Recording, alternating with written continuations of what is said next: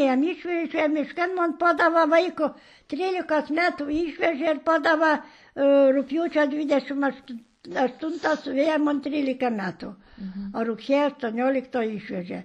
Tai matai, kokia buvau. Taigi Dieve, va šitokiam paduok kirvį, kirvis didžiausias, kotas par visų stolų, tai ku vaikas.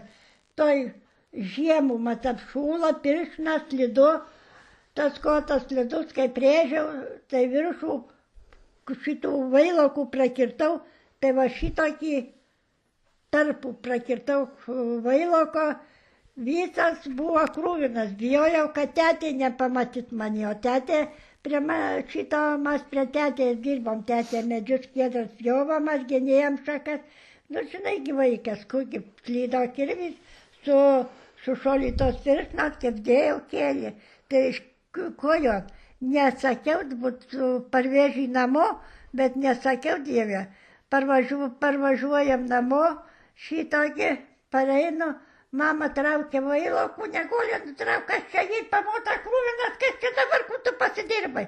Ištraukė šliūks kraujo iš vailoko, išsipylė, goti man litrą kokią. Sutino koja va šitokia, tai 2 mėnesius buvau biuletenė. Jėzus, nu, nei tai daktarų, nei tai mostelas, tai gerai, tai kas kokių pamokina, tai šito dadavau žolas visokias. Aukutį dėsi, kur gausi tų mostelių visokių viskas. Tai paskiau sako labai gerai, Aglas, sakai, nu tai Aglas, sakau, pamazoju, und skuduriuko, und rabinę uždėdavau, nu tai kas uždėt, sakau, užbiūrą, užsibiūrdino.